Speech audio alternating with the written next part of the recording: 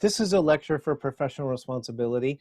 And in this lecture, this is a little different than the ones where we talk about one of the model rules. Here, we're talking about a recent U.S. Supreme Court decision that illustrates some important things about legal ethics. And by the way, the ABA took a very strong position, filed amicus briefs in this case when it was before the Supreme Court, and got the result they wanted. And I'm covering this for my students because I actually think that it could show up on the MPRE sometime in the next year or two, because the facts are so striking. They're not going to ask, on the MPRE, they will not ask you about case names, but they can give you the facts of a Supreme Court case and ask you a basic question about the basis for the holding. And this case lends itself to that. And it also illustrates something rather profound about Model Rule 1.2, and is a nice segue into that. So in a live in-person class, I always talk about this at the beginning of introducing Model Rule 1.2, which is about who makes which decisions between the client and the lawyer. When does the lawyer have to go back and check with the client? And when is the client kind of expected to defer to the lawyer's judgment? So this is McCoy versus Louisiana, and it's a 2018 U.S. Supreme Court case.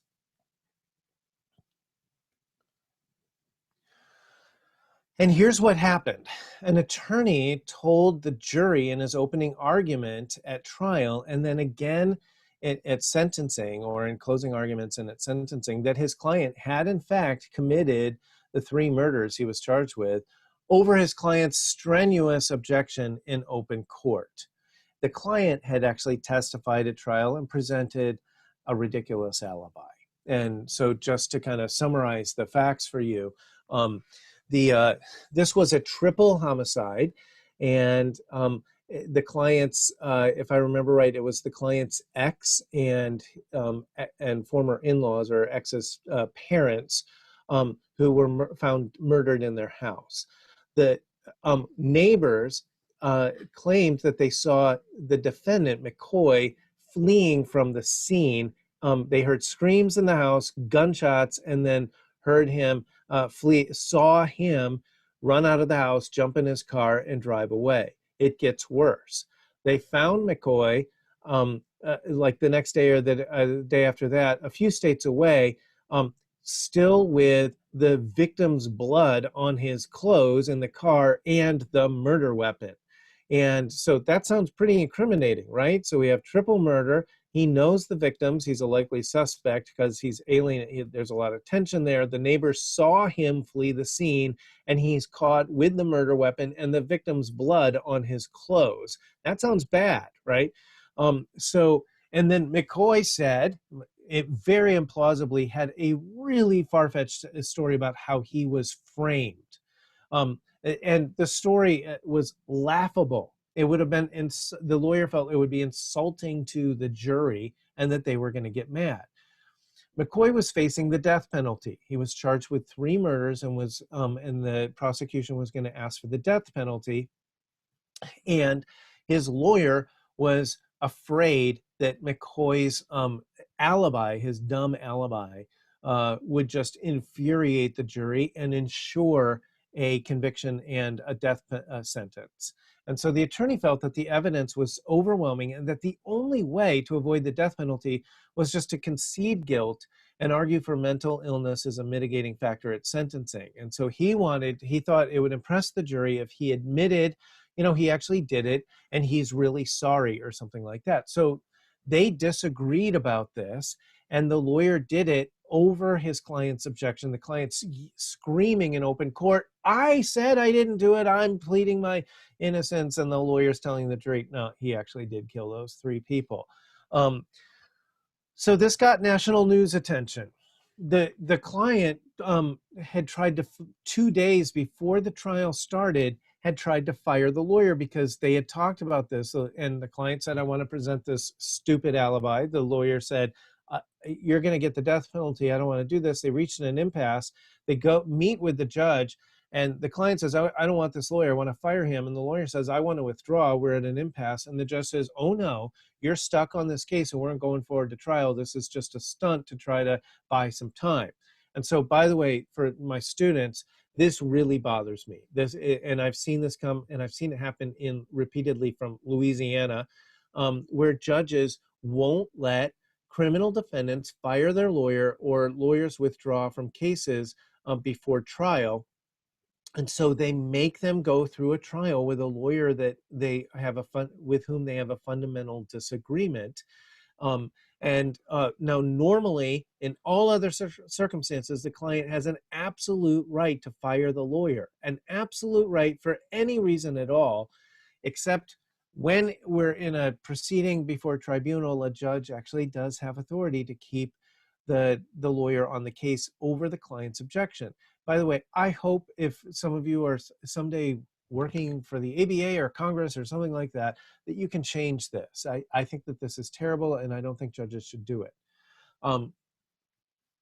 Okay, the attorney also said he was afraid of suborning perjury, but the client had never admitted guilt, and he had merely had a really, really, really implausible alibi. So the judge said, oh no, you're going forward. The Supreme Court, now you may be thinking, like most people did, telling the jury over your client's objection that your client is in fact guilty of the murders for which he's charged instead of defending his case. That might sound to you like ineffective assistance of counsel. The Supreme Court decided not to treat it as an ineffective assistance of counsel claim, and instead said that this was a structural error in the trial. Please note that that's the whole reason to watch this lecture and to talk about it. The Supreme Court said this is a structural error requiring automatic reversal of the conviction. And why did they do this? Because they didn't want to have to show prejudice under the Strickland test. So if you haven't taken criminal procedure yet, our standard for ineffective assistance of counsel cases is from a case called Strickland, and we call it the Strickland standard. And it has two prongs. First, you have to show that your lawyer was incompetent or ineffective, and then you have to show that it was prejudicial to the proceeding or significantly materially affected the outcome. Something they've had different verbal formulations for it, but defendants usually lose on the second prong. No matter how bad the lawyer was, it's really hard to show that that you would have won but for your lawyer's incompetence if there was a lot of overwhelming evidence. And here, they clearly the Supreme Court wanted to do something about this.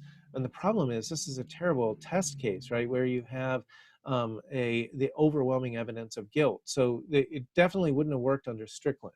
So I have in all caps and giant letters here, note this was not an ineffective assistance of counsel holding. And you know why I'm doing that? Because on the MPRE, if they ever do ask about this, you know what they're going to do is they're going to give you this little scenario of the lawyer telling the jury that his client is guilty over the client's own objections when the client is maintaining his innocence, as sort of a Hail Mary, right? Like, oh, maybe the jury will feel sorry for me and for my client. And then if you are asked this as a test question, it will ask you the basis of this. And one of the tricky wrong answers it's supposed to trick you is going to be that it was an ineffective assistance of counsel. And it's not. It's a structural error that violates due process. On the other hand, the Supreme Court did kind of carve out a new rule here, that a defendant has an absolute right to maintain his own innocence and to decide whether to admit guilt. Now, some of the criminal procedure professors, if they ever see this or hear me say it, may say, oh no, that's always been the rule. There's this precedent from, the 1830s or something. I understand that, but the Supreme Court, it wasn't clear that the defendant always has a right to put on a ridiculous alibi, like a completely far-fetched, laughable, waste everybody's time alibi when there's overwhelming evidence of guilt. The Supreme Court clarified that the Constitution gives you a right to maintain your innocence, not just to remain silent and not convict yourself, but to actually maintain your innocence no matter whether you're innocent or not. And if the lawyer does not abide by the client's decision about this, it will require automatic reversal in a new trial. And this is has really significant implications for 1.2.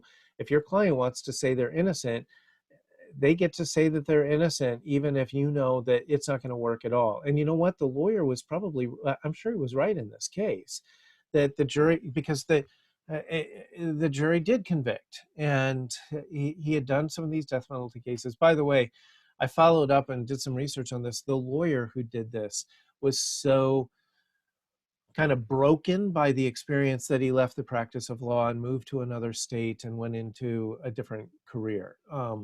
And he was really affected by this. Now, here's what was kind of why this case, there was some uncertainty. You may be thinking, well, obviously, why did this even have to go up to the Supreme Court? Well, here's why. In 2004, so only 14 years before McCoy, in Florida v. Nixon, the Supreme Court had seemed to reach the opposite conclusion.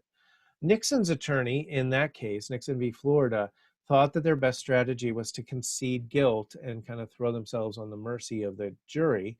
But the client wouldn't do it, but the client was unresponsive. The client would just look at the floor and not answer every time the lawyer said. So I think denying guilt is just going to make the jury mad. They're going to give you a worse punishment, like risk the death penalty. So we should just admit guilt, and they'll take that into consideration, and maybe you'll only get life in prison.